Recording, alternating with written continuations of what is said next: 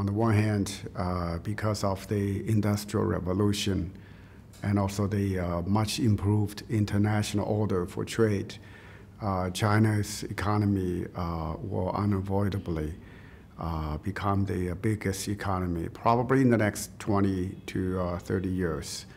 On the other hand, it's not China's path to achieve the biggest economy status will not be a straight line, because the Chinese economy has grown for more than 30 years at almost 10% a year for so long.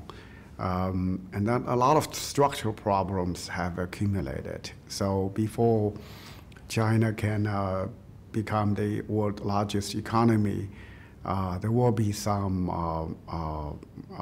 roadblocks and hurdles that China has to overcome.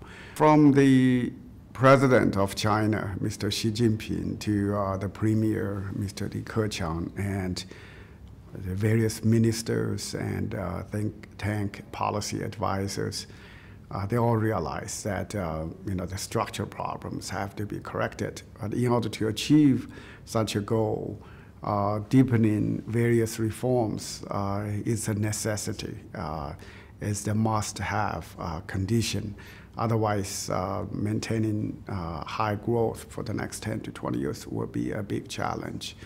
So this is why people like myself are very happy to see that last year at the party's third plenum, they decided to really undertake broad, far-reaching economic reforms, as well as institutional and some political reforms, because they realize that unless such reforms take place, unless they're done, otherwise it will be very difficult to maintain sustainable growth. So I'm happy to see that.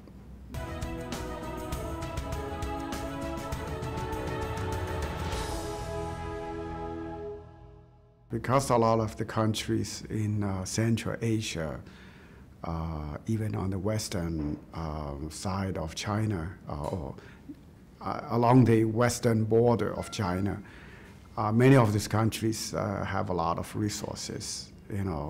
Kazakhstan, even Afghanistan and Pakistan.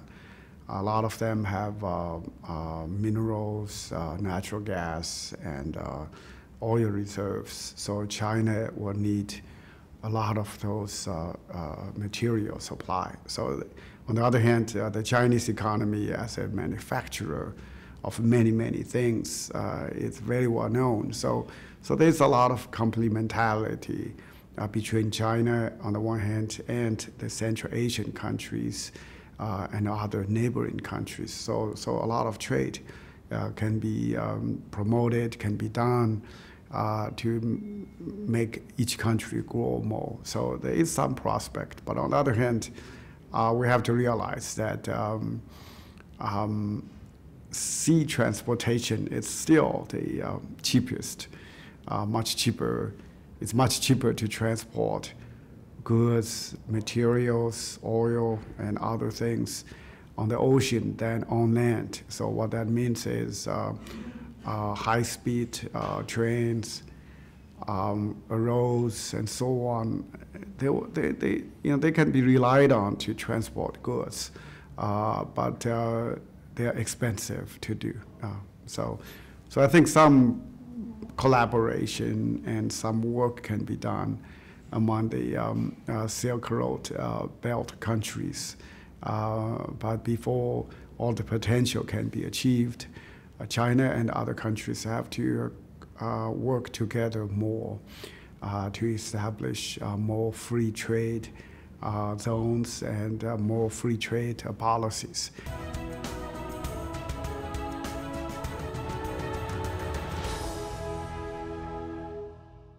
I think one major hurdle on the economic side for the Chinese economy to overcome is the big role played by the government in economic resource allocations.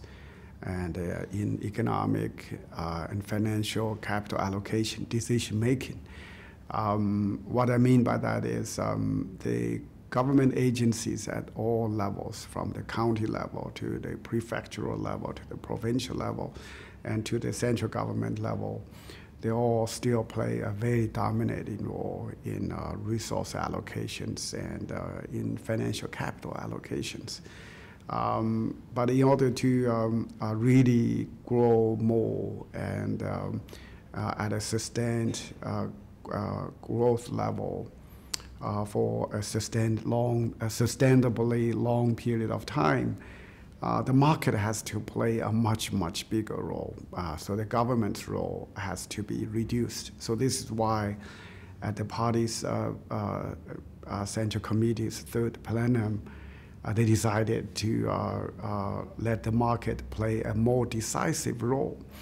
Of course, that goal is great, but to really achieve the goal of letting the market play a decisive role, some major changes have to be made. So this is why I think the major challenge for the economy's long-term goal of growing sustainably for many, many years to come is really whether the stated reforms can actually be done successfully, so that the market can really play a decisive role instead of the government agencies deciding on everything, instead of letting the market decide on most of the things.